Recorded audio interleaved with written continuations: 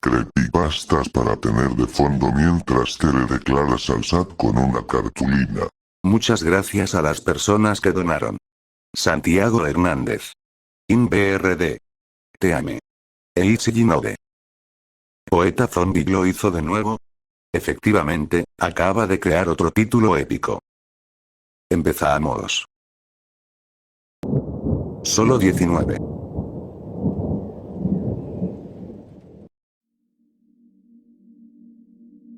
$19 es la cantidad de puertas que abrí hoy.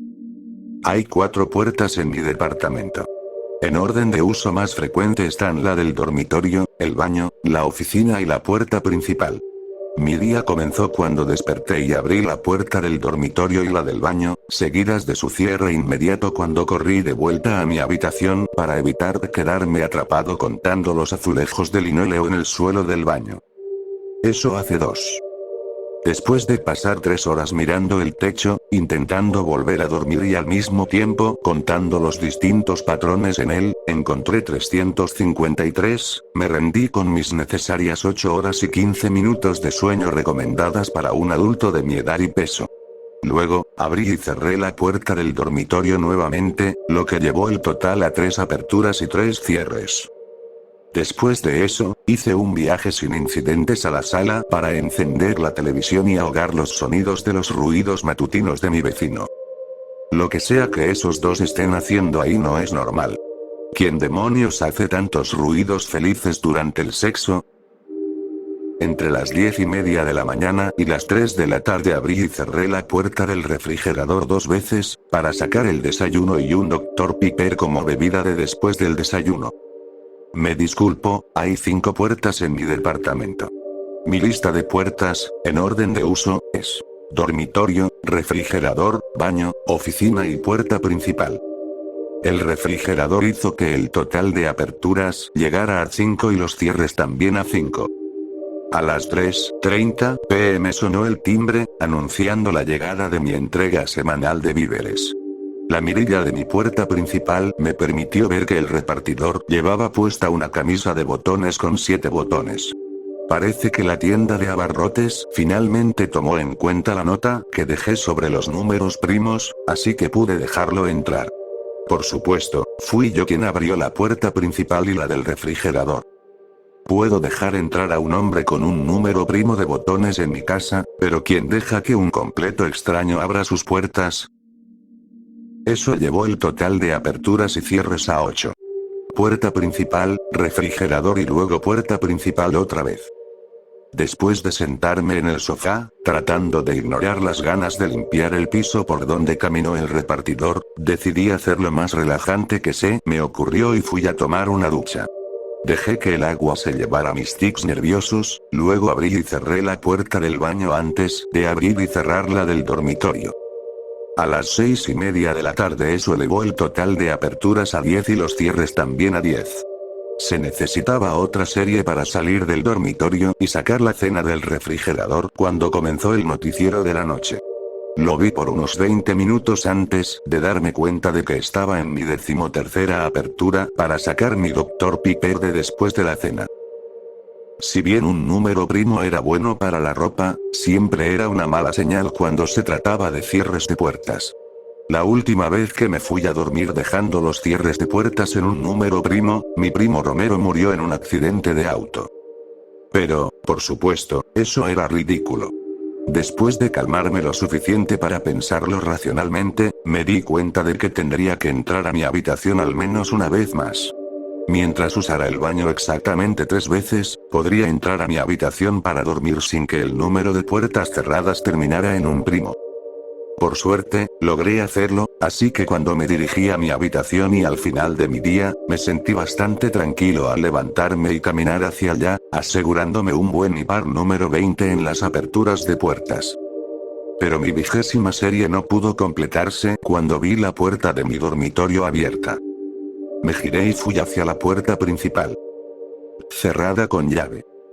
Teniendo en cuenta que seguía al repartidor desde la puerta principal hasta la cocina y de regreso a la puerta principal, comencé el día con 5 puertas cerradas en mi casa. Vivo solo y nadie me visita desde que mi primo Romero fue atropellado por aquel conductor ebrio. y con mis visitas más recientes al baño, eso hacía un total de 19 aperturas y cierres de puertas. Que deberían haberse convertido en un número par, pero esa puerta abierta me gritaba.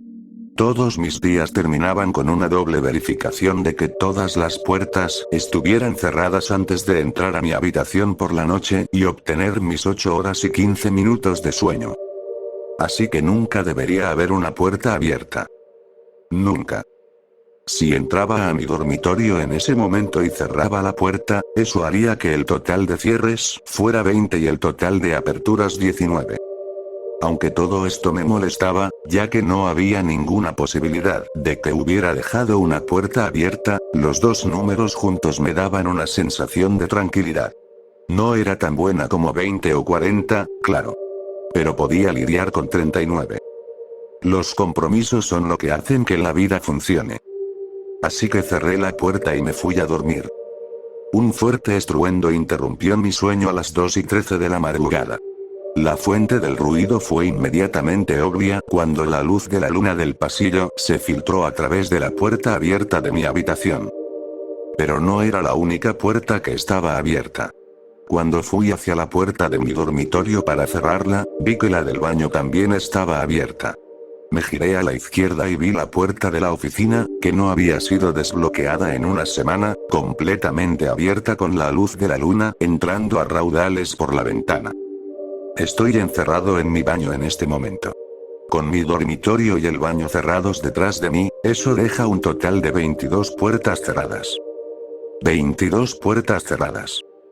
Y solo abrí 19.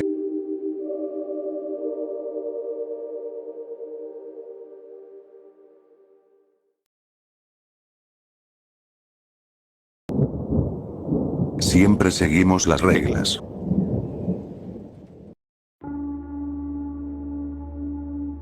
Desde que tengo memoria, siempre hemos sido Tommy, Alex, Emma y yo.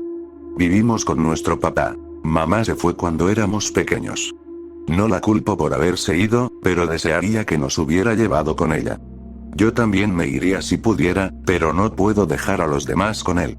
La mayoría de las noches, llega borracho y se duerme, pero algunas noches llega borracho y enojado, esas son las malas. Como soy la mayor, es mi responsabilidad protegerlos. Todos conocemos las reglas. No hacer ruido de noche, no dejar desorden, no abrir la puerta si alguien se acerca. Y no, jamás, ir al sótano. Él nunca dice por qué, pero la única vez que me atrapó bajando allí, me tomó 2 semanas recuperarme. La otra noche, llegó borracho y de mal humor. Charlie. Supe de inmediato que iba a ser una mala noche. Mandé a mis hermanos a nuestro cuarto y les dije que cerraran con llave. ¿Sí, papá? Respondí con cautela mientras me acercaba a él. ¿Quién diablos estuvo en esta casa? Lo miré, confundida. Sabía que no debía invitar a nadie. ¿Qué quieres decir? Nadie. Entonces, ¿qué demonios es esto? Preguntó, metiéndome algo en la cara. Lo tomé, era un folleto que había traído después de que lo dejaron en nuestra puerta. Oh, esto es solo. Sentí un dolor agudo en mi cara, tan fuerte que mi visión se nubló. No me hables así. Sentí otro golpe en mi cara, luego un impacto fuerte en mi costado cuando caí al suelo. En ese momento, supe que había perdido el control, así que traté de alejarlo del lugar donde mis hermanos se escondían. No era la primera vez, y pensaba que, si podía aguantarlo, él se iría y todo acabaría. Pero esta vez fue diferente. En lugar de usar solo sus puños, agarró un cuchillo que estaba en la encimera. De repente, me di cuenta de que estaba en serios problemas. Me levanté rápidamente y retrocedí, pero él me siguió. Viendo que no se detenía, corrí desesperadamente por la casa, finalmente llegando a las escaleras que bajaban al sótano. Sin otro lugar a donde ir, y sabiendo que ya estaba en más problemas de los que pudiera imaginar, abrí la puerta y comencé a bajar las escaleras. «Vuelve aquí», gritó, corriendo tras de mí. Saltó sobre mí y me derribó mientras caíamos por las escaleras. Oí algo detrás de mí y, moviendo mi peso, rodé. Mi padre salió volando de encima de mí y rodó escaleras abajo. Sin detenerme, subí las escaleras y salí del sótano. Lo que vi cuando miré atrás me perseguirá para siempre. Algo se acercaba al cuerpo extendido de mi padre, algo que me parecía familiar. A medida que la figura encadenada se acercaba a él, su boca se abrió y sus dientes se clavaron en su cuello. El grito que salió de su boca aún persigue mis pesadillas hasta el día de hoy. Aterrada y sin querer ver más, cerré la puerta y la cerré con llave. Han pasado varios años desde entonces, y mis hermanos están mejor. Criarlos sola ha sido difícil, pero los recuerdos han comenzado a desvanecerse poco a poco. Pero hay cosas que te quedan para siempre. No hacemos ruido. Nunca dejamos desorden. Rara vez invitamos a alguien. Y nunca, jamás, bajamos al sótano. A mamá le gusta estar sola.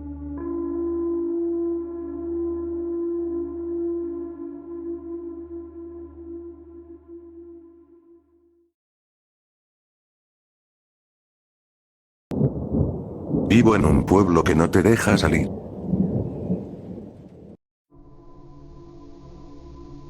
Escucha con atención, porque esto no es una historia. Es una advertencia. Hay un pueblo que no aparece en ningún mapa, escondido en un rincón del mundo tan secreto que apenas existe. Nadie habla de él. Tal vez aprendieron a olvidarlo. Pero es real, y si lo encuentras, nunca vas a poder salir. Yo escapé una vez, pero es cuestión de tiempo antes de que me encuentren otra vez. No tengo mucho tiempo, así que escucha con cuidado. El pueblo no parecía extraño al principio. De hecho, era dolorosamente común. Filas de casas con jardines bien cuidados. Faroles torcidos que bordeaban las calles vacías. Una plaza central con una estatua de un hombre que nadie sabía quién era. A simple vista, podría haber sido cualquier lugar, de esos por los que pasas sin pensarlo demasiado. Pero en cuanto puse un pie ahí, supe que algo andaba mal, como esa estática que precede a una tormenta. El pueblo estaba regido por reglas que nadie cuestionaba. Se notaba en los pasos que nunca salían del camino y en los rostros que jamás miraban hacia la torre del reloj. Nunca estaban escritas, ni se hablaban en voz alta, pero todos parecían entenderlas. No se cuestionaban las reglas. No te salías del molde. Y nunca, jamás, intentabas irte. Al principio hice lo que hacían todos.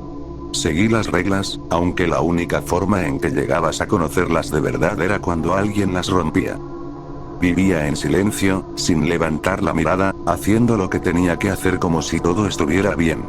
Pero el pueblo se sentía como una trampa, como si algo estuviera siempre observándome, esperando que cometiera un error. Cada vez que alguien rompía las reglas, y siempre era algo mínimo, algo casi invisible, cotidiano, desaparecía. Recuerdo la primera vez que pasó. Un hombre mayor, cuyo nombre nunca supe, aunque vivía al lado de él durante años, decidió que quería tomar otro camino. No siguió el patrón de la calle, las líneas largas sobre el asfalto y las veredas que silenciosamente le decían a todos por dónde caminar. Al día siguiente, su cuerpo estaba colgado en la plaza del pueblo, retorcido y roto, como si fuera parte de una exhibición macabra. Nadie dijo nada. La gente caminó alrededor de él como si no estuviera ahí, como si fuera normal. Empecé a preguntarme quién observaba. ¿Quién hacía cumplir las reglas? No había policías, solo unos hombres extraños con trajes blancos que patrullaban las calles. Eso te volvía paranoico, te hacía cuestionar cada paso, cada palabra. No podías confiar en nadie. Ni siquiera en ti mismo. En la periferia del pueblo, había un camino de tierra que todos ignoraban. Estaba ahí, a plena vista, pero nadie hablaba de él ni se atrevía a seguirlo. Ellos sabían por qué. Yo también debía haberlo sabido. Pero no pude evitarlo. La curiosidad me fue carcomiendo hasta que ya no pude ignorarla. Una noche, cuando las calles estaban oscuras y el pueblo dormía, decidí seguir ese camino. Se retorcía y serpenteaba alejándose del pueblo, pero no importaba cuánto caminara. Siempre terminaba acercándome de nuevo. Cuanto más avanzaba, más sentía que el pueblo me jalaba, como un agujero negro arrastrándome hacia su centro. El camino se doblaba sobre sí mismo, llevándome en círculos hasta que, finalmente, terminé justo donde había empezado. Ahí supe que no se podía salir. El pueblo estaba vivo, y no quería dejarme ir. Al día siguiente, otra persona desapareció. Una mujer, esta vez. Había roto otra regla, susurrado algo prohibido, algo sobre irse, y para la mañana ya no estaba. Pero esta vez no había cuerpo. Solo su casa vacía, como si nunca hubiera existido. El pueblo sabía que yo lo estaba desafiando. Podía sentir su mirada sobre mí. Cuanto más intentaba entenderlo, más desesperado estaba por escapar. Una noche, lo vi. Algo que nadie debía haber visto. La torre del reloj. Su cara siempre estaba vuelta hacia otro lado, como si ocultara algo, y los habitantes evitaban mirarla. Yo también seguí esa regla al principio. Pero, en mi creciente locura, me atreví a mirarla. Ahí fue cuando vi la verdad. Las agujas del reloj no se movían. No lo hacían desde hacía años. El pueblo no estaba atado al tiempo. Existía en un espacio liminal, fuera de todo, atrayendo a los desafortunados que tropezaban con él. Cuando escuché los pasos, supe que no solo me observaban, me seguían a donde fuera. Nunca vi quién los hacía, pero siempre estaban detrás de mí, justo fuera de mi campo de visión. Daba vuelta en una esquina, y ahí estaban. Esperando. Supe que mi tiempo se acababa, así que decidí correr. Tomé el camino otra vez, y esta vez no me detuve. Corrí hasta que los pulmones me ardieron y las piernas me fallaron. Seguí corriendo hasta que el pueblo se volvió un borrón detrás de mí. Y, de alguna forma, contra todo pronóstico, rompí el cerco. Crucé al otro lado de la niebla, a una autopista, con autos que pasaban a toda velocidad como si el mundo nunca se hubiera dado cuenta de que yo había desaparecido. Fue entonces cuando empecé a escribir esto y a contar mi historia. Pensé que estaría a salvo si advertía a otros, si explicaba lo que estaba allá afuera. Intenté esconderme entre las sombras de esta libertad recién encontrada. No tenía a dónde ir, pero pensé que si no tenía un hogar, no sabrían dónde encontrarme. He vuelto a verlas. Esas sombras aterradoras que se movían y se retorcían en los bordes de mi visión. A medida que las sombras se acercaban, los pasos se volvían más fuertes, y era solo cuestión de tiempo antes de que me encontraran. No sé cuánto tiempo estuve inconsciente. Cuando desperté, estaba atado a una cama, con luces fluorescentes quemándome los ojos. Pero no estaba en el pueblo. Estaba en un hospital. Me dijeron que había estado ahí durante años. Que no estaba bien. Que había imaginado el pueblo, sus leyes, su gente. Dijeron que era una alucinación, una fantasía paranoica que mi mente había construido para protegerse de algo que no quería recordar. Pero están equivocados. El pueblo era real. Es real. Lo sé. Lo sentí. Intentaron darle una explicación lógica. Dijeron que las personas que vi no eran habitantes, sino otros pacientes. Que el hombre colgado en la calle se había escapado de su habitación y se había ahorcado en la sala común. Que la mujer que desapareció era anciana y la trasladaron a un lugar más cómodo. Me dijeron que la torre del reloj era simplemente el viejo reloj roto del hospital, atascado en la misma hora desde hace años. Que el camino por el que caminé era solo un pasillo que llevaba a la salida del hospital. Los doctores trataron de tranquilizarme. Dijeron que todo era parte de mi recuperación. Que mi mente estaba sanando. Pero no es cierto. No entienden. No pueden, porque el hospital es solo otra versión del pueblo. Las reglas siguen ahí, escondidas en las rutinas que me obligan a seguir. Los tratamientos, los horarios, el silencio, es lo mismo. Solo tiene un rostro diferente. Vuelvo a escucharlos. Los pasos, lentos y constantes, bajando por la calle. Están cada vez más cerca. Sé lo que viene ahora.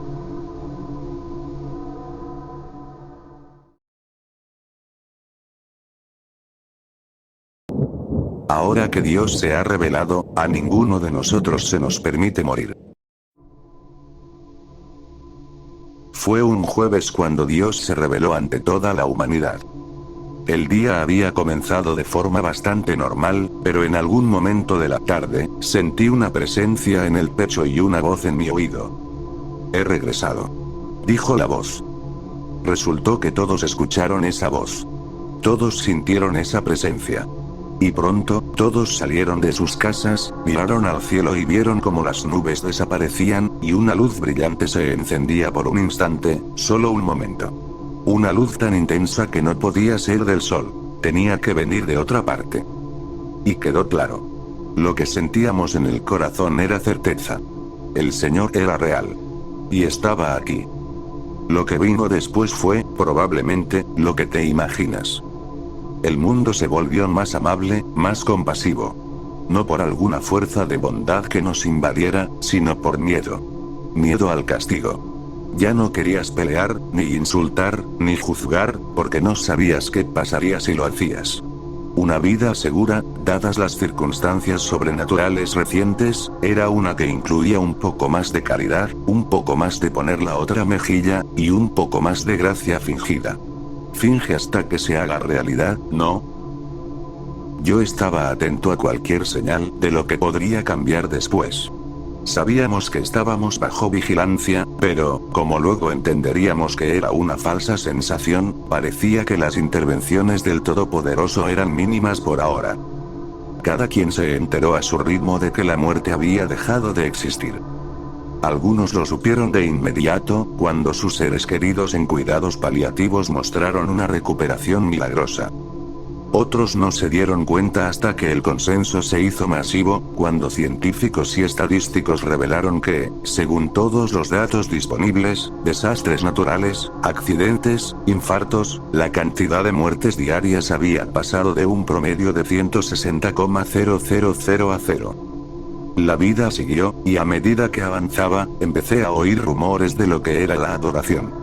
Dependiendo de con quién hablaras, en línea o en la oficina, escuchabas una versión distinta, una interpretación diferente. No fue hasta que llamaron a mi mamá que supe lo que era. Lo recuerdo con total claridad. 7 de la noche, después de cenar. Mamá se levantó del sillón, se alistó, se puso su abrigo, caminó hacia el mueble donde estaban los zapatos. ¿A dónde vas, amor?, le preguntó mi papá. He sido convocada. ¿Cómo? El Señor me ha llamado para adorarlo. Recuerdo lo extraño que se sintió ese momento. Desde que la gran pregunta había sido respondida de forma tan brutal, la vida tenía un aire irreal. Ver a mi mamá salir por la puerta era algo que sí y no tenía sentido al mismo tiempo. En cualquier otro año, habríamos pensado que estaba haciendo un chiste. ¿Quieres que te lleve?, preguntó mi papá, confundido. El Señor quiere que camine, respondió. Luego giró la perilla y salió. Yo tenía 17 en ese entonces. Mi hermano, 20. Ambos le preguntamos a papá si debíamos seguirla. Nos dijo que nos quedáramos en casa, que él la acompañaría y vería qué estaba pasando. No volvió hasta la noche siguiente. Bajamos corriendo cuando escuchamos la puerta principal abrirse, con la esperanza de verlos entrar a los dos. Pero era solo él, despeinado, agotado, con una expresión apagada en el rostro. Nunca voy a olvidar la forma en que nos miró. Está parada en un campo, dijo. Y luego hay más gente allí también. Pasaron 4 meses desde que mamá fue llamada a adorar. Durante ese tiempo, aprendimos algo más sobre las intervenciones de Dios. Los nuevos mandamientos, como los llamaba mentalmente, se iban perfilando así. 1. No morirás, por enfermedad, desastres naturales, etc. 2. Serás llamado a adorar en un momento aleatorio. Claro que ninguno de esos suena tan pegajoso como los mandamientos originales. No son palabra oficial del Señor, solo mi forma de leer entre líneas. El mandamiento 3 me llegó en un sueño. Mentira. Me llegó por un video de YouTube. Era el típico video de pelea callejera. 2 tipos en una esquina, peleando por razones desconocidas, hasta que el más grande dominó al otro, y comenzó a golpearlo una y otra vez, hasta que sacó un cuchillo y, como si se le prendiera el foco, se detuvo, se levantó. El otro, el que se estaba llevando la paliza, también se puso de pie. Y luego ambos simplemente caminaron. En fila, con la cara vacía. Como control mental, estilo candidatos de Manchuria. Entonces, 3. Si intentas matar a otro, serás convocado de inmediato a la adoración. Esa fue la conclusión. Pero, ¿qué era, en realidad, la adoración? Fui a visitar a mi mamá una tarde, para entender mejor. El lugar al que ella había ido quedaba a 1 hora en auto desde nuestra casa, así que debió haber caminado durante horas aquella primera noche. Llegué al campo y lo primero que vi fue a miles de personas de pie, separadas de manera uniforme, 1 metro entre cada una en todas direcciones. Todas mirando hacia el mismo lado, con la cabeza ligeramente inclinada hacia el cielo, completamente inmóviles. No se movían. Nada. Me abrí paso entre las filas durante lo que pareció una eternidad. Cuando por fin la encontré, de verdad sentí que había sido cuestión de suerte. Era la primera vez que la veía desde que se fue. Me había convencido mentalmente de que no era necesario venir hasta acá. Al fin y al cabo, iba a regresar a casa, en cualquier momento. Mamá. Admito que me puse un poco emocional. Para mi sorpresa, a pesar de su postura rígida y los ojos apuntando hacia arriba, su boca se movió. Hola, cariño. ¿Cómo estás? Estoy bien. Estoy en adoración. No era del todo ella misma. Mamá, ¿puedes moverte? Estoy en adoración. Repitió. ¿Pero quieres volver a casa? El tono suave no cambió, pero parecía que estaba intentando decir algo más con sus palabras. Como si quisiera agregar un subtexto. No puedo, amor. Y luego, aún más clara. Creo que deberías irte a casa. Quizá antes de que tú también tengas que quedarte. Pero... a casa. Anda ya, mi vida. Le dije que la amaba y me marché, cruzando entre esa multitud de adoradores, todos colocados con una precisión absoluta. Como un tablero de ajedrez, cada uno en su casilla. Y aún quedaba, muchísimo, terreno disponible. Tanto que no pude evitar pensar en qué lugar ocuparíamos un día mis amigos, papá, mi hermano mayor y todas las personas que he amado. En el camino, me crucé con otros visitantes. Se les notaba más abatidos que a mí. Susurraban palabras de cariño a sus seres queridos, quienes les respondían, sí, pero con frases apenas dichas por la comisura de los labios, ligeras, breves, centradas en Dios. Como si estuvieran frente a una tumba, aunque más una estatua que una lápida. Un recordatorio de alguien que ya no está. Pero nadie estaba realmente ido. Mamá no se había ido. La adoración terminaría pronto, tenía que hacerlo. Quizá en unas semanas, unos meses a lo mucho, y volvería a casa, y el Señor llamaría a otra persona para ocupar su lugar. 4. Cuando estés en adoración, no envejecerás. El mandamiento 4 se volvió de conocimiento general 1 año después. Durante ese tiempo, la cantidad de personas llamadas a adorar aumentó de forma constante. Era un fenómeno global, claro, así que cualquiera podía, en cualquier momento, ver una transmisión en vivo de las zonas de adoración designadas alrededor del mundo y ver a la gente de pie, congelada, perfectamente alineada, en parques, playas, plazas, donde fuera. Cada ciudad, cada pueblo tenía su lugar. El mío, supuse, sería el mismo campo donde estaba mamá, a menos que se llenara para cuando me tocara, en cuyo caso bien podría ser un sitio completamente aleatorio y desconocido. Lo de no envejecer fue algo que descubrieron los pocos científicos que aún seguían en activo. Fuera de la adoración, la vida seguía, más o menos con normalidad, salvo por ese último y complicado paso llamado muerte. Ya existía un término oficial. Duelo por adoración. La experiencia de perder a alguien para Dios, esencialmente. Aún no existía el nombre del otro sentimiento, ese que todos teníamos enterrado en el fondo de la cabeza, ese que Dios, literalmente, sabía que no teníamos el valor de decir. El miedo a la adoración. Yo trataba de mantener mis pensamientos puros.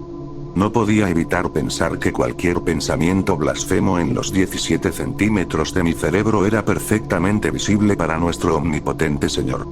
Era una linda fantasía, eso sí, la idea de que tal vez hubiera algún rincón, alguna esquina, sin la cámara celestial de Dios.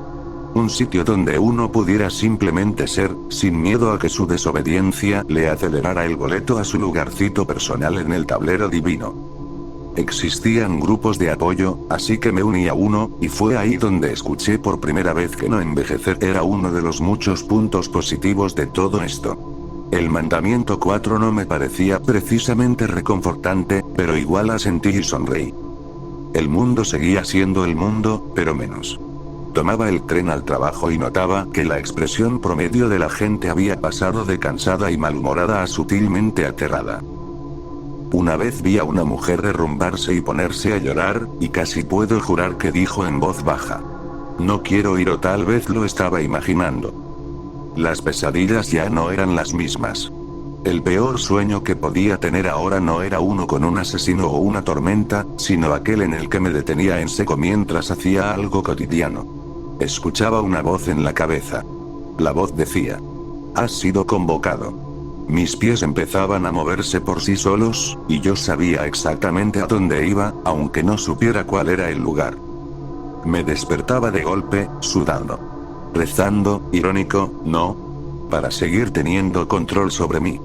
Eso y esos espasmos aleatorios en la pierna, esos eran los peores.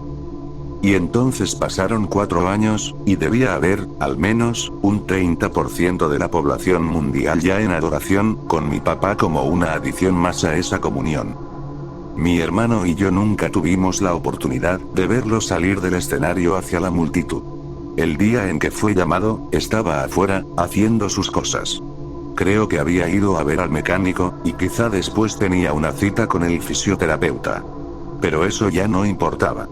Mantuvimos la esperanza hasta el tercer día de su ausencia. El campo donde estaba mamá ya estaba lleno, y para ese punto nuestra ciudad tenía varios puntos de congregación. Mi hermano y yo nos turnábamos para visitar esos distintos lugares, con la esperanza de ver a papá entre la multitud. No hubo suerte. Fue entonces cuando empecé a considerar cuál podría ser el 5.º mandamiento. De nuevo, esto era solo una suposición mía, pero encontrar algún tipo de estructura o reglas en medio de todo esto resultaba, irónicamente, reconfortante. Era bueno saber si existía algún límite, alguna lógica detrás de todo. Era una regla redundante, en realidad, como entenderás en cuanto te la explique. La idea me vino al ver a personas paradas en lo alto de edificios, muy cerca del borde, como si estuvieran a punto de saltar. Y luego, simplemente se daban la vuelta. O cuando veía gente caminando por los puentes, al lado de los autos, de forma casi robótica. Y me preguntaba si solo estaba siendo paranoico, o si tal vez algunos de esos peatones habían llegado ahí con otras intenciones. Con el error de mi hermano, todo quedó claro. Un día entré a su cuarto y lo encontré sentado en su escritorio, con una pistola presionada contra la sien. Su mano temblaba, el cañón se sacudía, su dedo reposaba sobre el gatillo. Me quedé congelado. Y lo admito, tuve el siguiente pensamiento. Por favor Dios, que la bala atraviese su cráneo. Que muera. En lugar de eso, el arma cayó al suelo. Su mano dejó de temblar. Se levantó de la silla, fue a su closet, agarró su abrigo, se lo puso. ¿Marcus? Pregunté. Voy a salir. Dijo. ¿A dónde? A adorar. Respondió como si nada. He sido llamado. Fue hacia la puerta. Lo seguí. Marcus. Repetí. Me ignoró. Yo no, escucha, solo lo pregunto por curiosidad. Traté de no firmar mi propia sentencia con mis palabras. ¿Puedes controlar tu cuerpo, aunque sea un poco? No. Y voy a adorar. Ni siquiera puedes. Si sintieras el llamado, también te sería claro. Y ahora tengo que irme. Se puso los zapatos. Lo acompañé todo el camino, 5 horas, hasta que llegó a su sitio en el estacionamiento abandonado de un parque de diversiones ya cerrado, junto a miles de hombres, mujeres y niños. No me dijo una palabra durante todo el camino, aunque para ser justos, yo tampoco le hablé mucho. 5. Si intentas quitarte la vida, lo adivinaste. Serás llamado inmediatamente al culto. Humor negro. El mundo sobrevivía con humor negro. Después de todo, un 70% del planeta, más o menos, ya estaba en estado de adoración.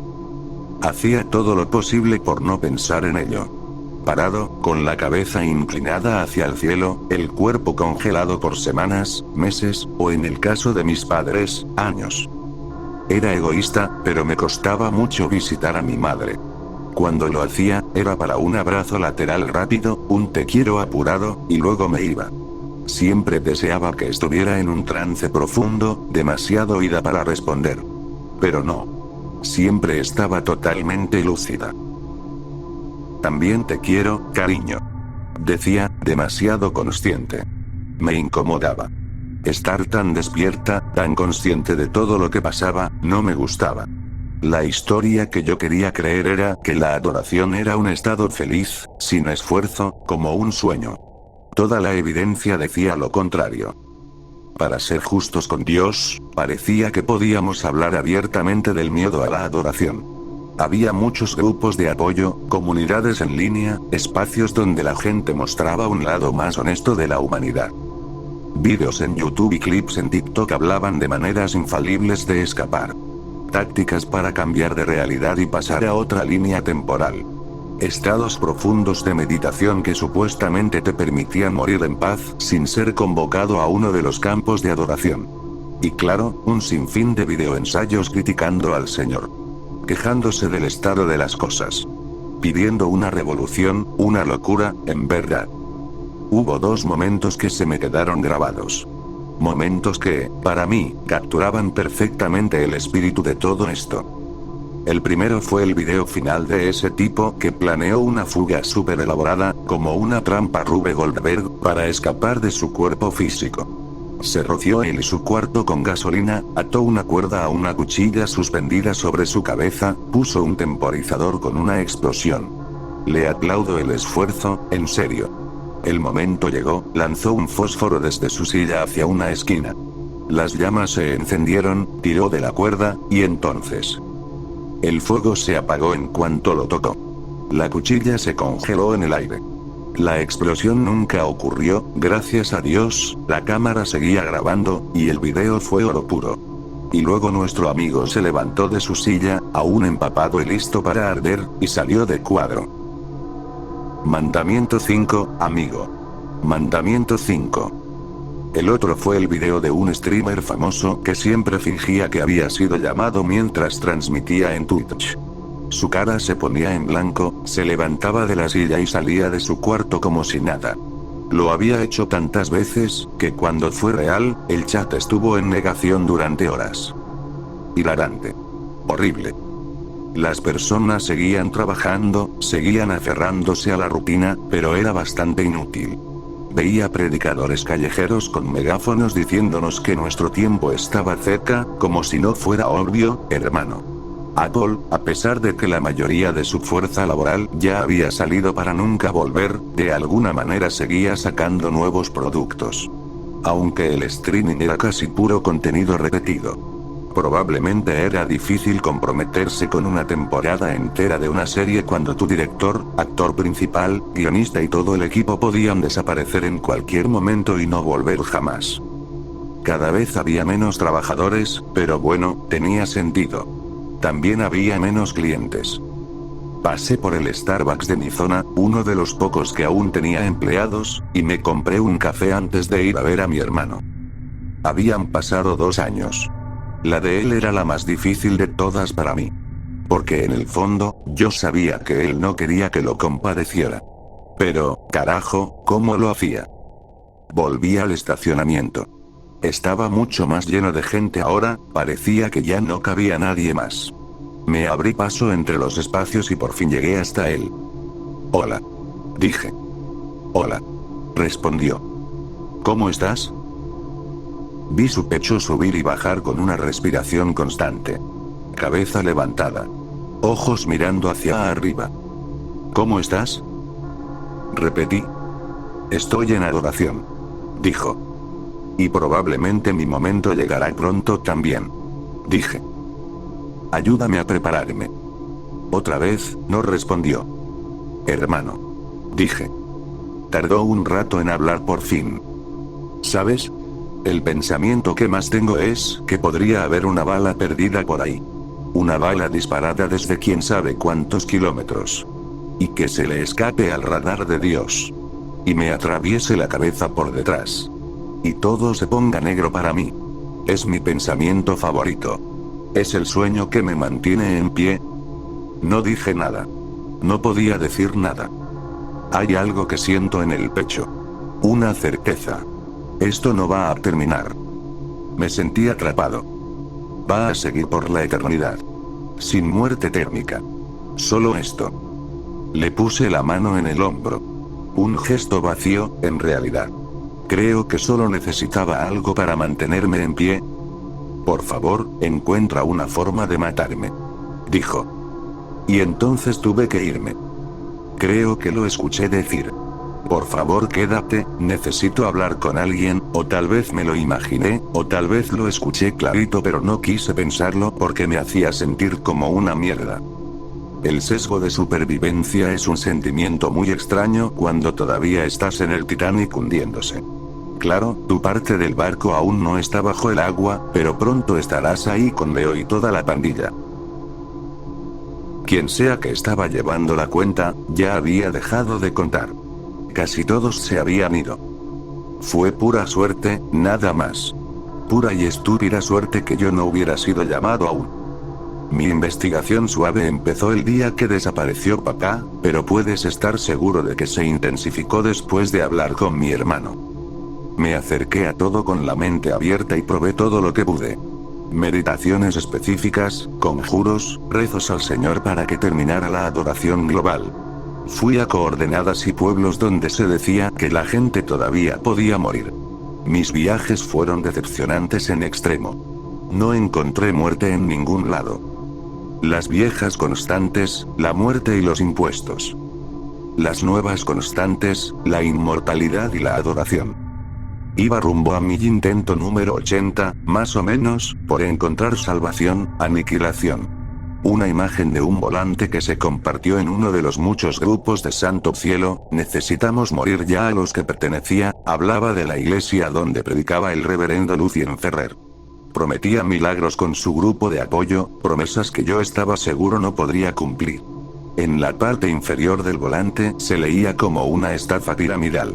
Únete a una comunidad con una solución garantizada al miedo de adoración. Sin testimonios porque tenemos una tasa de éxito del 100%. Ven y presencia el milagro tú mismo. Pero bueno. Tiempos desesperados, ya sabes. Hice el viaje de 4 horas, y en el camino pasé junto a muchas de las nuevas estatuas vivientes. Personas reunidas, perfectamente espaciadas, mirando todas en la misma dirección, cabezas inclinadas hacia arriba, encerradas en admiración perpetua al Señor. Sentía que mi momento se acercaba. Como si en cualquier momento fuera a detener el auto, salir, caminar por el borde de la carretera hasta llegar a mi lugar. Llegué al destino. La iglesia parecía desierta desde afuera. Abandonada desde hacía tiempo. No tenía ni idea que estaba manejando ahí el reverendo Lucien, pero bueno, si era solo una broma, había caído. Entré, y lo sentí. La ausencia. La ausencia de la sensación del Señor en mi pecho. Era como si se hubiera cortado mi vínculo con el Creador. Junto a la entrada había una mesa con un formulario para firmar y una lapicera. Escribí mi nombre y la hora. El interior era bastante largo. Me senté en uno de los bancos.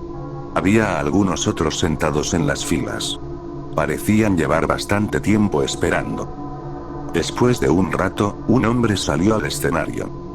Solo un par de horas más, pero pronto los atenderá a todos. Dijo. Sentí como si estuviera en la consulta del médico esperando una cita. Él no apareció por un buen rato, tal como había prometido. El tiempo se detuvo. Escuché el tic-tac del reloj. Mis manos sobre mis piernas.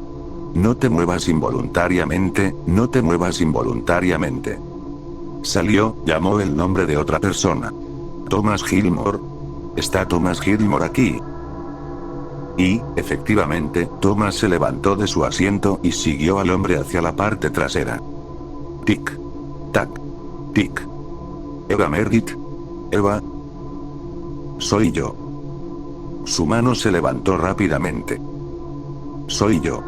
Y se fue hacia atrás. Tic. Tac. Tic.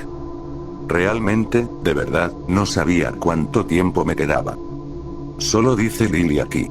Dijo él, mirando la hoja. Lily. Solo está en el baño. Dijo otro extraño. Está bien. La llevaremos cuando regrese. Y luego el sol comenzó a ponerse. ¿Cuánto duraría esta sesión de apoyo? No podía esperar a que cerraran por la noche. No podía volver mañana. No podía esperar, no podía, maldita. Está bien, tengo aquí a Jake Miller. Jake. Yo. Grité. Inmediatamente me levanté de mi asiento. Tuve el pensamiento horrible de que mi cuerpo se giraría por sí mismo, saldría de la iglesia y caminaría hacia el atardecer, pero en lugar de eso mis pasos me llevaron por el pasillo hasta que estuve justo frente a él. Hacia atrás. Dijo, y lo seguí por un sendero algo confuso y retorcido, pasando puertas cerradas, cajas, desorden y pasillos hasta llegar a un confesionario. ¿Ahí? Le pregunté. Ahí. Dijo él. Entré al confesionario.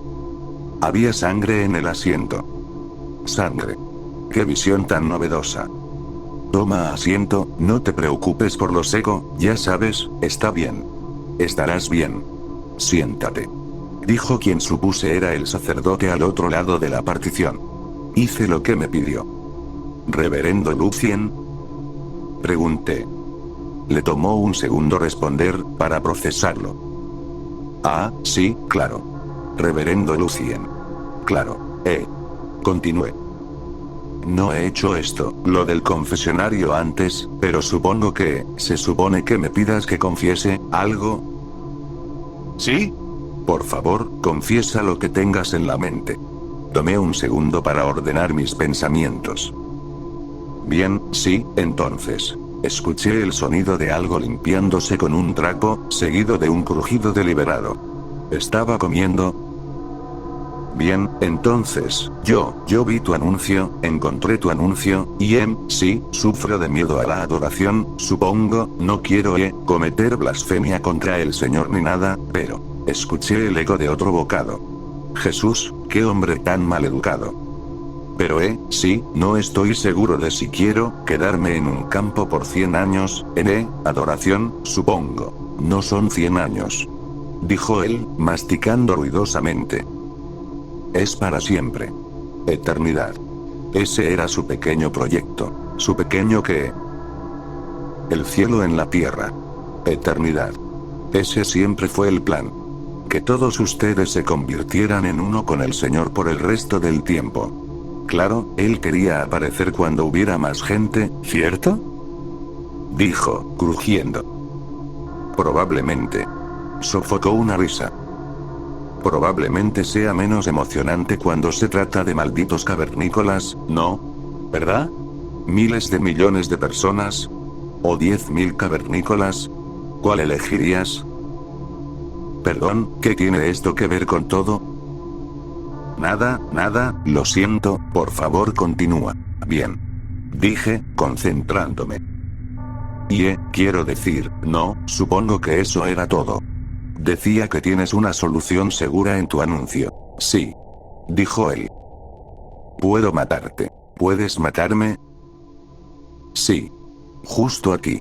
Ahora mismo. Claro, si necesitas tiempo para pensarlo, es un no. Y si sales de la iglesia, Dios te llamará justo ahí para ser parte del rebaño. ¿Eso es, qué? ¿Cómo sabes eso? ¿Cuál es tu respuesta? Hay gente esperando, y soy un tipo ocupado. Un reverendo muy ocupado. Yo, quiero decir, la respuesta sería sí, pero eso violaría el mandamiento 3. Perdón, supongo que no sabes qué es eso.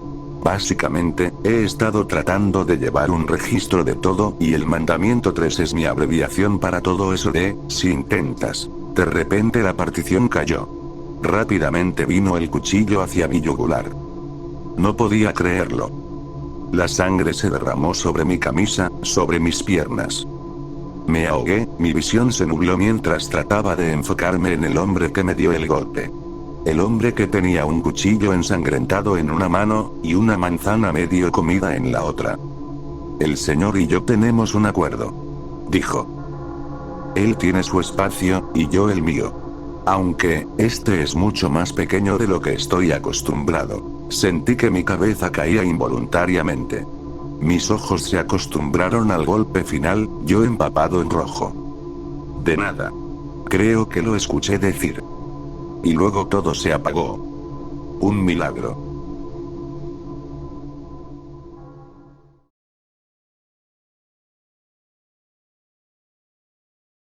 Mi familia ha dejado de hablarme, y eso me está empezando a asustar.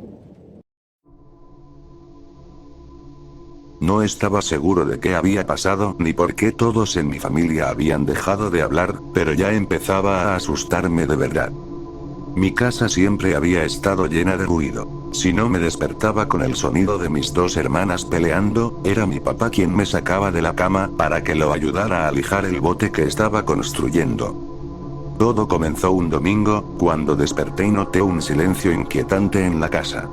Normalmente, mi madre me tenía en pie temprano para comer panqueques, pero esa vez nunca me llamó para desayunar.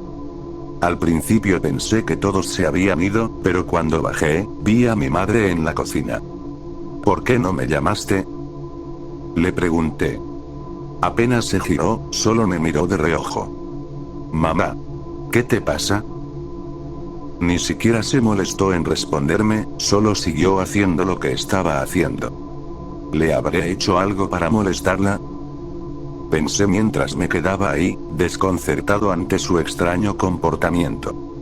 Últimamente me había metido en problemas con algunos vecinos que no estaban contentos con que jugara o anduviera en bicicleta por la calle. No era nada grave, pero a los vecinos no les gustaba ver niños jugando. Aún así, mis padres nunca me habían regañado por eso. Mi papá estaba sentado en su sillón en la sala, con el televisor apagado. Intentaba por todos los medios no mirarme, lo que empezó a preocuparme. ¿Qué le pasa a mamá?, le pregunté. Mi papá y yo éramos muy unidos, como mejores amigos, al menos cuando no hacía alguna tontería. Así que fue aún más confuso cuando desvió la mirada sin responderme. ¿Por qué no me contestas? ¿Hice algo que los enojara? Por la expresión angustiada en su rostro, noté que ignorarme le resultaba difícil, lo que solo me asustó más. Subí corriendo a la habitación de mis hermanas. Ellas solo hablaban conmigo cuando querían molestarme, pero si yo había hecho algo que molestara a mis padres, ellas serían las primeras en decírmelo. Toqué la puerta de su cuarto, pero no hubo respuesta. Las escuchaba hablando dentro. Abrí la puerta y las encontré sentadas en sus camas, con la misma expresión extraña que tenían mis padres. ¿Ustedes también? ¿Qué les pasa hoy? ¿Hice algo? Se quedaron ahí, evitando mirarme. Si esto es una broma en la que están todos metidos, paren ya porque me están asustando. Siguieron sentadas, haciendo contacto visual entre ellas con nerviosismo. Tomé uno de sus zapatos y se lo lancé a Becky a la cabeza. Se sobresaltó al recibir el golpe, pero no dijo ni una sola palabra. Cualquier otro día, me habría destrozado a golpes.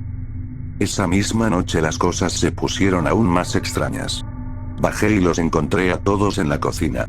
Mamá estaba cortando verduras mientras mis dos hermanas y papá estaban sentados en la mesa.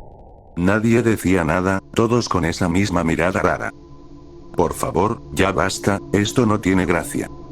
Solo se miraban entre ellos, haciendo todo lo posible por ignorar que yo estaba ahí. Para ese punto ya estaba totalmente alterado. Mamá, te quiero, dije mientras intentaba abrazarla. Ella trató de apartarse y el cuchillo que tenía en la mano se le resbaló, cortándose un dedo. Mamá, tu dedo. Estás sangrando. Vi el dolor en su rostro, pero simplemente siguió cortando las verduras en silencio. Papá, no vas a decir nada. Se está desangrando. Sentía como si hubiera despertado en una dimensión alterna aterradora donde nada tenía sentido. El miedo que sentía era casi físico, y lo peor era que nadie parecía preocuparse. Por primera vez en mi vida, me sentí completamente solo. Esa noche, mientras yacía en mi cama intentando entender por qué mi vida se había convertido en una pesadilla, escuché a alguien moverse del otro lado de la puerta. Me levanté de un salto, a punto de abrir, cuando un papelito se deslizó por debajo. Nos están observando. Con cariño, tu hermana Becky. A la mañana siguiente bajé a la cocina. Mi mamá, mi papá y mi hermana Casey estaban sentados en la mesa susurrando, pero se callaron en cuanto entré. ¿Dónde está Becky?, pregunté. Guardaron silencio, pero sus caras lo decían todo. Algo horrible le había pasado. ¿Quién nos está observando? Me quedé parado ahí, y rompí en llanto. Por favor, díganme qué está pasando, tengo miedo. Miré a mi mamá y luego a mi papá, pero solo se quedaron ahí, haciendo todo lo posible por no mirarme a los ojos. Algo le había pasado a mi hermana y necesitaba ayudarla. Tomé el teléfono y marqué al 911. Hola, ¿cuál es su emergencia? Me llamo Adam Bess. Vivo en el 13 de la calle Armentin. Creo que secuestraron a mi hermana. Pude oír la respiración de la operadora al otro lado de la línea, pero no dijo una sola palabra.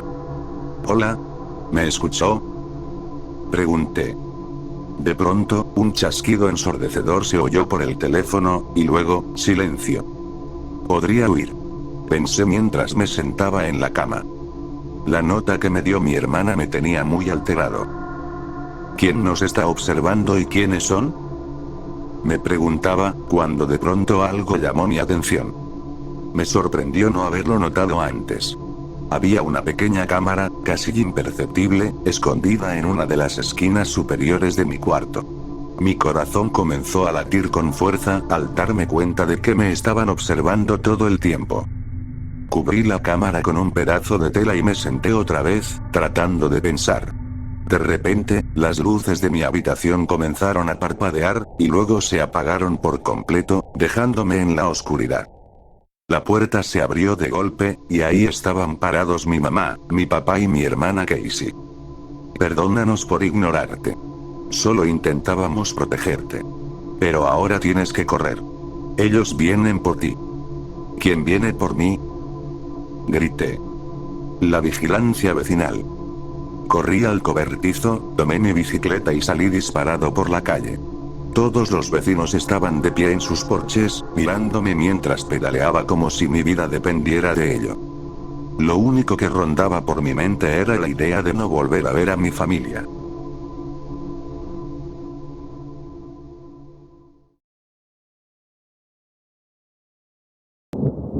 Niños, un faro y una tormenta de invierno. Mi abuelo era un barquero, y uno de sus trabajos era transportar a los fareros de un lado a otro hasta los faros. Esta es una historia que me contó sobre uno de ellos. Espero que disfruten los escalofríos tanto como yo cuando la escuché por primera vez. En Noruega hay montones de faros, algunos en el continente y muchos más en las islas que salpican la traicionera y rocosa costa. El de esta historia estaba en lo que en Noruega llamamos una de las islas más remotas y desnudas. No era más que una roca pelada al borde del gélido mar de Noruega. Hoy en día, por supuesto, todos los faros de Noruega están automatizados, pero en aquel entonces era otra historia. En aquel entonces, el farero se quedaba allí durante semanas, a veces meses. Si tenía la suerte de tener familia, podían quedarse con él. Era una vida solitaria. Suspiró mi abuelo. Tenías que tener la cabeza bien puesta para aguantar, y aunque la tuvieras al llegar, no había garantía de que siguiera igual cuando te fueras. Según él, los fareros eran un grupo extraño. Tenían esa mirada perdida, como si siempre estuvieran buscando en el horizonte, barcos, o algo más. Especialmente en este faro, dijo. Ahí la mirada era diferente. Cuando le pregunté por qué, se encogió de hombros. Decían que era el viento, ¿sabes? El viento entre las rocas. Decían que sonaba como gritos. Como algo maligno. Se les metía en la cabeza. Nadie quería quedarse mucho tiempo en ese puesto. El gobierno intentó aumentar el salario, pero aún así la mayoría se negaba a regresar. Algunos lograban completar un par de turnos, pero solo si el clima era bueno. Si había habido una tormenta, era la última vez que los veía. Ninguno me dijo exactamente por qué, solo te lanzaban una mirada, y ya no querías preguntar. Recuerdo haber oído que lo cerrarían o lo automatizarían. Pero era un proceso lento, y mientras tanto, la costa debía permanecer segura. Alguien tenía que estar ahí, cuidando la luz. Entonces esta familia decidió intentarlo. No tenían mucha experiencia con faros, pero estaban desesperados. El esposo había perdido su bote de pesca, y el naufragio le había costado una mano y 3 dedos. Tal vez algunos dedos del pie también. Ya sabes, por la congelación. La pesca estaba descartada. Estoy bastante seguro de que también habían perdido su casa, porque ningún hombre en su sano juicio llevaría a una familia tan hermosa a una roca maldita en el océano, a menos que no tuviera otra opción. Resultó que las autoridades del faro también estaban desesperadas. Supongo que ninguna de las dos partes hizo demasiadas preguntas. Bueno, debieron haberlo hecho. Sacudió la cabeza. Así que esta familia se fue para allá, con buen ánimo, riendo y bromeando. El padre parecía un hombre duro, con el rostro curtido de alguien que ha visto lo que el océano puede hacer con los simples mortales. La esposa era joven y hermosa, con esa fortaleza robusta de las mujeres noruegas. Tenían 2 niños preciosos, de cabello rubio blanquecino y ojos azul brillante, con la misma chispa traviesa que tenías tú cuando eras de su edad. Me guiñó un ojo. Tendrían, no sé, 4 y 6 años, tal vez. Quizás un poco más, pero no mucho. Eran niños encantadores. Suspiró profundamente. Así que los llevé hasta allí y los dejé con el viejo y curtido farero que había durado más tiempo en ese puesto que cualquier otro. Me despedí de los pequeños, preguntándome qué haría un mes en el fin del mundo con ellos. Había visto las miradas vacías en los rostros de sus predecesores. Había visto la mirada vidriosa del viejo Lars. Solo me quedaba esperar que la presencia de sus seres queridos hiciera una diferencia. Al diablo, los niños quizás hasta animarían a Lars. Suspiró de nuevo, como si se preparara para el golpe. No fue así. Unos días antes de que llegara su reemplazo, una tormenta azotó la zona. No una tormenta cualquiera, eso te lo aseguro. Incluso los viejos lobos de mar, esos que nunca dejan pasar la oportunidad de decir lo mucho más duro que era todo en su época, cuando la lluvia era más fría, la nieve más pesada, las olas más altas y la vida más difícil, incluso ellos no recordaban la última vez que una tormenta así golpeó. La marejada cubrió los muelles, y las olas destrozaron el interior de los cobertizos de botes, y eso en los puntos más alejados y tranquilos de los fiordos. No podía dejar de pensar en la pobre familia que había dejado en esa roca, donde el viento aullaba incluso en los días serenos. Pero el faro era seguro y sólido, ubicado en el centro de la pequeña isla. Las olas podían barrer la isla, pero no conocía ninguna fuerza capaz de abrir las puertas y arrastrar a la gente fuera. Y aunque la familia era nueva en el faro, conocían el océano. Sabían cómo mantenerse a salvo. El mal tiempo persistió durante semanas. Cada vez que parecía amainar, otro frente tormentoso golpeaba la costa. Nunca había visto nada igual, ni antes ni después. Nunca. Finalmente, el cielo se despejó, el viento cesó y pudimos volver a los faros. Debían estar bien abastecidos, la comida y el agua les alcanzarían incluso más tiempo del que habían estado atrapados allí, pero estaba seguro de que ya estaban listos para salir de esa maldita roca. Zarpamos en cuanto nos pareció seguro. Bueno, si voy a ser completamente honesto, un poco antes, pero no le cuentes a tu abuela. Susurró con complicidad. Cuando llegamos a la costa, nadie salió a recibirnos. Nos pareció extraño. Los fareros solían esperar en los muelles, ansiosos por cualquier contacto con el exterior tras tanto tiempo en soledad. Pero aún no nos preocupamos. Sabíamos que el faro había estado en funcionamiento hasta la noche anterior. Aseguramos el bote, y subí solo hasta el faro. Las puertas estaban abiertas de par en par. tanto la de la torre como la de los aposentos. Me detuve. No tenía idea de lo que iba a encontrar. No, te seré sincero, estaba aterrado de lo que podría encontrar. Hola. Llamé. Nada. Entré. Dios, mi corazón latía como un tambor. Pero los aposentos estaban vacíos. Todo estaba en orden, las camas hechas, la cocina limpia. Simplemente vacío. ¿Dónde estaban? No tenían razón para estar en ningún otro sitio. Nada que se me ocurriera. Todo el tiempo tenía esa sensación de inquietud, ¿sabes? Como si alguien me estuviera observando. No, no como si alguien me estuviera observando, más bien, como si algo estuviera mal. Y vaya que lo estaba. Me giraba constantemente, con miedo de encontrar a alguien detrás de mí. Salí de esas habitaciones silenciosas lo más rápido que pude. Aún con el corazón en la garganta, miré hacia arriba, al faro, alzándose sobre mí como un gigante furioso. Sabía que no quería subir, pero también sabía que tenía que hacerlo. Hizo una pausa. Parecía genuinamente asustado, como si el recuerdo de aquel día aún lo persiguiera. La subida pareció durar una eternidad. Recuerdo pensar que eso debía ser el infierno. Subir, subir y subir, sin saber qué te espera arriba. Un escalofrío recorrió su cuerpo. Y entonces llegué a la cima. No sé qué esperaba, pero no era lo que vi. Parados en la parte más occidental de la torre, sobre dos sillas juntas, tomados de la mano, estaban los niños. No se movieron cuando entré. Solo estaban ahí, mirando el mar oscuro. No sé cuánto tiempo me quedé allí, inmóvil. Debieron haberme oído subir las escaleras, debieron. Finalmente reuní valor y tosí suavemente. Nada. Tosí más fuerte. Nada. Entonces hablé. No recuerdo qué dije.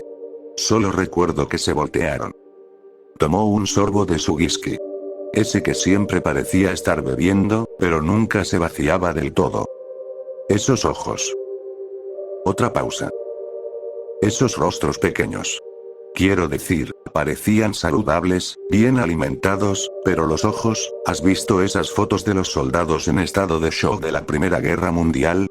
Eso es lo más cercano a cómo me miraron esos dulces niños. Me observaron por lo que pareció una condenada eternidad. Y luego, sin decir una palabra, se dieron la vuelta.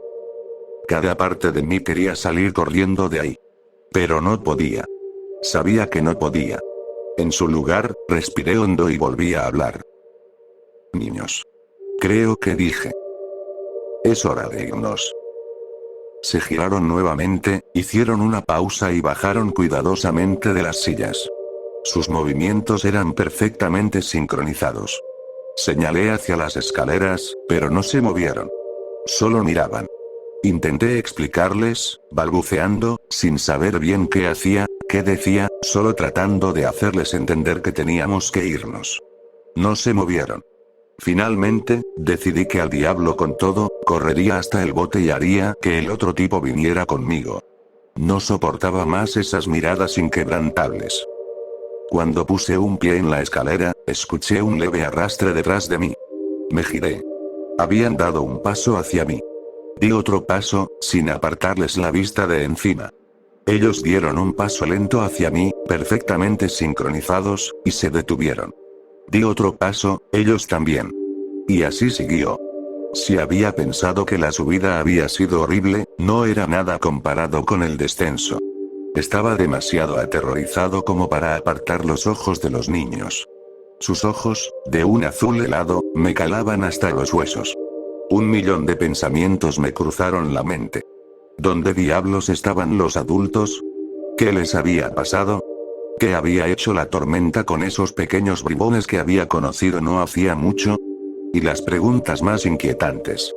¿Qué harían si les daba la espalda? ¿Y qué tan cobarde sería simplemente salir corriendo y abandonarlos? Nunca obtuve mis respuestas. Se mantuvieron exactamente 7 escalones por encima de mí durante todo el trayecto. Y como si lo hubieran practicado, con cada paso que daban, lo hacían al unísono.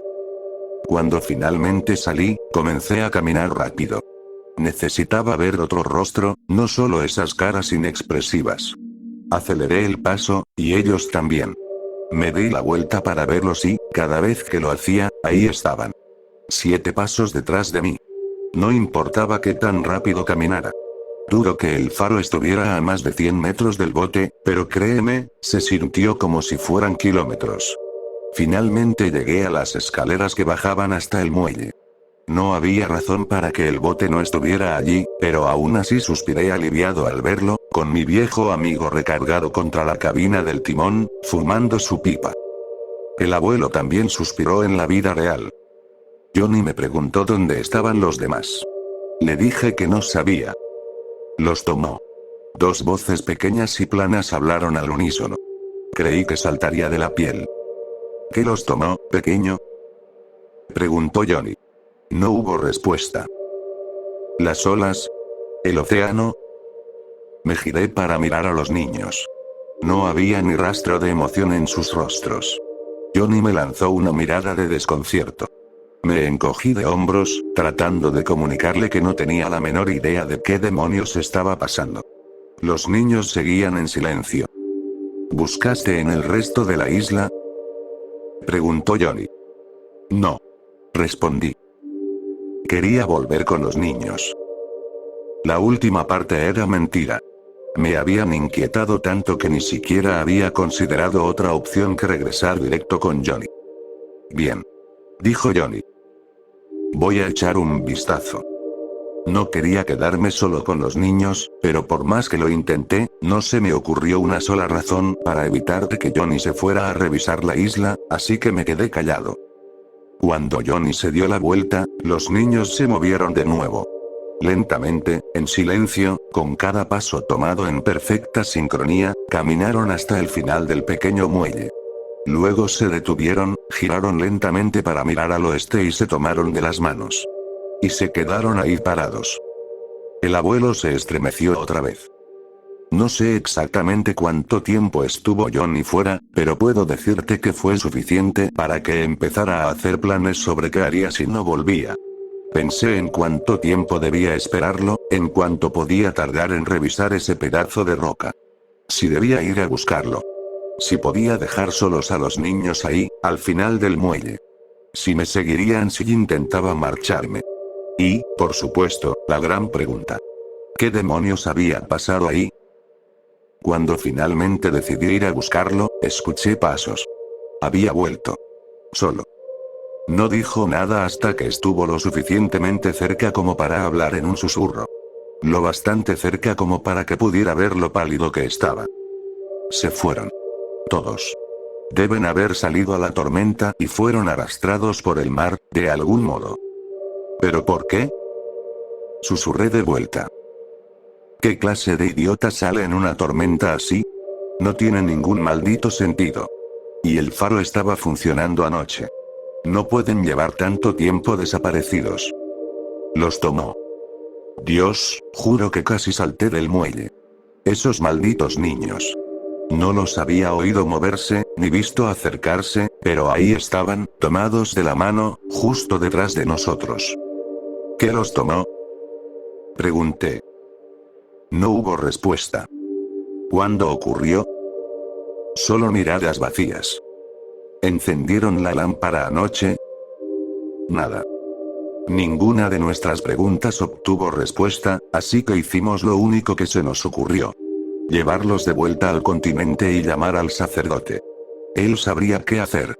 Y si no, francamente, sería su problema. Subimos al bote, y los niños nos siguieron.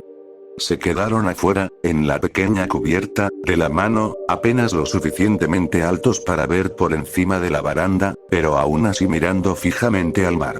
Cuando cambiamos de rumbo para rodear una isla, se movieron. Me di cuenta de que se movían para asegurarse de seguir mirando al oeste.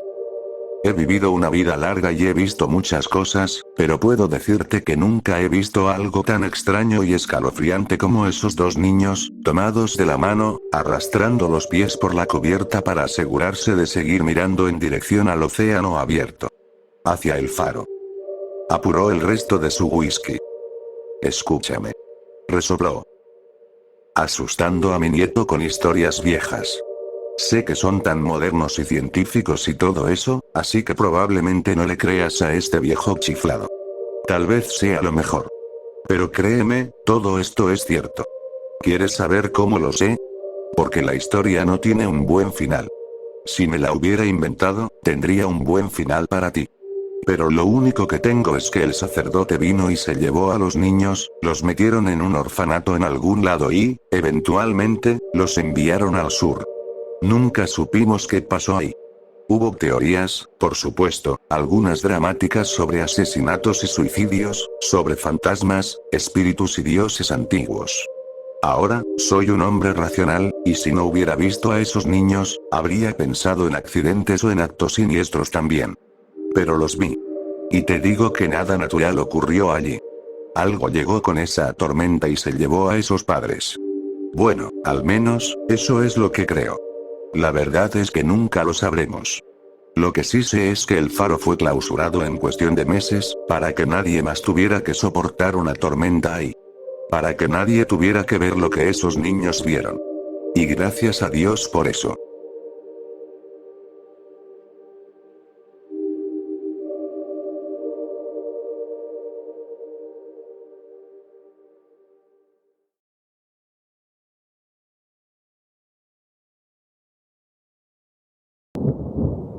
El hombre del contenedor de basura.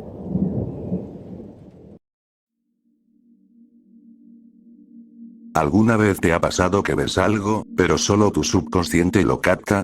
Y luego piensas en algo relacionado sin saber por qué. Me pasó una vez, en la universidad. Escuela de verano, entre clases. El campus casi vacío. Vi a un tipo parado en el descanso de las escaleras entre pisos, y por alguna razón me vino a la mente una historia que me contó mi tía. Había ido de excursión sola, y un hombre se le acercó con una sonrisa extraña. Solo cuando estuvo lo suficientemente cerca, se dio cuenta de que el tipo tenía el miembro afuera. Se había llevado un susto tremendo. Me pregunté fugazmente por qué me había acordado de esa historia, y entonces el tipo al que me estaba acercando se vino con fuerza contra la pared. Mi subconsciente había captado que estaba masturbándose en la escalera. Yo no. ¿Por qué te cuento esto? Primero, porque me parece fascinante. Segundo, por la segunda vez que me ocurrió algo así. Esta historia es más interesante. Sacaba la basura tarde en la noche. Caminé hasta el patio trasero de nuestro edificio, donde estaba el pequeño contenedor. Estaba medio dormida, con pijama y pantuflas. Levanté la tapa y arrojé la bolsa. Cuando iba de regreso a la puerta de mi edificio, recordé la historia de una chica que fue atacada por un hombre que se escondía en un contenedor de basura. No era raro que pensara en eso en ese momento. Era casi medianoche, estaba oscuro. Yo era una mujer sola, en un barrio que no era precisamente el mejor. La historia me puso la piel de gallina, pero me sacudí el miedo. No iba a asustarme por una simple leyenda urbana. Llegué a mi departamento en el cuarto piso y suspiré al darme cuenta de que no había sacado la basura del baño. Solté una maldición y emprendí el camino de vuelta. No podía dejar de pensar en la historia de la chica y el hombre en el contenedor. Imaginaba a alguien ahí dentro, alguien que saltaría sobre mí. Mi corazón latía más rápido, mientras la parte racional de mi mente repetía. Solo una leyenda urbana, solo una leyenda urbana. Crucé el patio y abrí el contenedor. Me congelé. Enseguida entendí por qué había pensado en esa historia. Porque ahí, acurrucado en una esquina, había un hombre. Se me cortó la respiración. Estaba completamente desnudo, pegado contra la pared con la espalda hacia mí. Me quedé ahí, como un venado atrapado en los faros de un auto. Su cabeza empezó a girar lentamente hacia mí. Me preparé para ver un rostro retorcido, una sonrisa demasiado ancha con demasiados dientes, la inevitable pesadilla que se revelaría cuando lo mirara a los ojos. Entonces nuestras miradas se cruzaron, y su rostro se iluminó con la sonrisa más amable que he visto en mi vida. Fruncí el ceño, confundida. Era la clase de sonrisa que tendría un abuelo al ver a su nieto por primera vez. La sonrisa de una maestra orgullosa al leer un ensayo increíble de su alumno. Una sensación cálida, de seguridad, me recorrió el cuerpo. Esa sonrisa disipó mi miedo, incluso en esa situación absurda. Se llevó un dedo a los labios, pidiéndome silencio. Asentí. Dejé mi bolsa de basura en el rincón opuesto a donde estaba él. Cerré la tapa con cuidado y caminé de vuelta a mi departamento. Pensé vagamente si debía estar más asustada. Si debía llamar a la policía. Después de todo, había un tipo desnudo escondido en nuestro contenedor. Eso no era normal, ¿cierto? Pero por alguna razón, no podía dejar de pensar en su rostro amable. Ese hombre era inofensivo.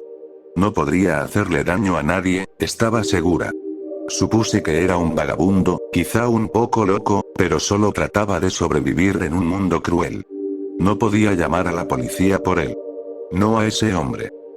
Me lavé los dientes, me enjuagué la cara, leí un rato y me acosté. Me dormí enseguida. Eso no era común en mí. Suelo dar vueltas en la cama por horas. Pero esa noche, en cuanto mi cabeza tocó la almohada, caí profundamente. Me sentía en paz. Desperté de golpe. La luna brillaba directamente sobre mi rostro a través de la ventana. Tenía que cerrar las persianas. Me quité las sábanas de encima y me levanté tambaleante. Caminé hasta la ventana, frotándome los ojos, entrecerrándolos contra la luz plateada. Estaba medio dormida. Cuando llegué a la ventana, me congelé. Él estaba ahí. Me froté los ojos de nuevo. Esto no podía ser real. Pero ahí estaba. El hombre del contenedor estaba trepando por la pared. Sus manos se aferraban a los lados de mi ventana, los nudillos blancos. Se movía de lado, como un cangrejo. Sus brazos estaban doblados en un ángulo extraño para adaptarse a su forma de escalar. Su cuerpo se retorcía en una torsión enfermiza, permitiendo que sus dedos encontraran apoyo en los ladrillos expuestos. Avanzaba con movimientos bruscos, desarticulados. Su cabeza estaba inclinada hacia arriba, fija en su destino. Me quedé paralizada. El miedo martillaba en mi pecho, me ahogaba en la garganta. Otra vez, solo me quedé ahí, mirando. Se detuvo. Su cabeza giró lentamente hacia mí. Nuestras miradas se cruzaron. Mi miedo se convirtió en una corriente eléctrica, cada vello de mi cuerpo se erizó. Aún así, no pude moverme. Y entonces su rostro se iluminó con esa dulce, dulce sonrisa. Como si estuviera tan feliz de verme. Como un niño viendo su primer regalo de Navidad. Como un padre orgulloso. Un estremecimiento recorrió su cuerpo. Sus músculos se movieron, reorganizándose bajo la piel. Soltó la pared con su brazo inferior y, con lentitud y cuidado, lo levantó. Se llevó un dedo a los labios y me pidió silencio. Juro que pude oler su aliento desde mi habitación. Era dulzón, empalagoso. Como fruta podrida. No me moví. No reaccioné. Solo me quedé ahí. Su sonrisa me llenó de la certeza de que era inofensivo, de que no tenía malas intenciones al espiar por mi ventana en plena noche. Respiré. Y entonces siguió trepando, con movimientos fluidos, elegantes, por la pared. Y desapareció. Me giré y volví a la cama. Ni siquiera cerré las persianas. De nuevo, el sueño profundo me envolvió en cuanto mi cabeza tocó la almohada. A la mañana siguiente desperté sintiéndome extrañamente cansada y con un leve mareo. Recordé la extraña pesadilla que había tenido. Aunque, en realidad, no había sido una pesadilla. Las pesadillas me arrancan del sueño, me hacen sentarme de golpe, con el corazón acelerado, la respiración entrecortada. No me hacen dormir mejor. En el sueño, un ser inhumano había escalado hasta mi ventana. Y yo simplemente me había ido a dormir otra vez. Se había sentido tan real, pero no había tenido miedo. Decidí que todo había sido producto de mi imaginación y me obligué a olvidarlo. Casi funcionó. Pero, una semana después, la policía llamó a mi puerta. Me informaron que mi vecina del piso de arriba había sido encontrada muerta. No por causas naturales. Sospechaban que se trataba de un homicidio. Me preguntaron dónde había estado el jueves de la semana anterior. No lo recordaba de inmediato.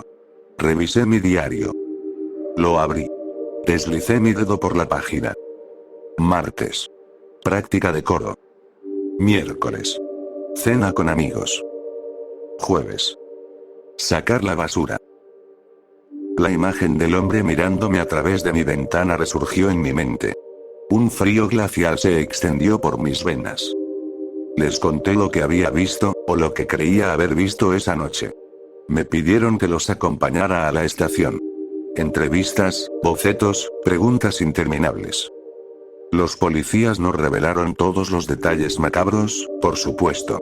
Pero no fueron ellos quienes encontraron el cuerpo. Fue el conserje. Y al conserje le gustaba hablar. Dije que encontró el cuerpo. En realidad, encontró su cabeza. Su cabeza, que parecía haber sido arrancada de su cuerpo con pura fuerza bruta. Hasta donde sé, el cuerpo nunca fue recuperado. El asesino nunca fue atrapado. No tengo idea de qué era esa cosa que vi, pero sé que sigue allá afuera. Buscando su próxima presa.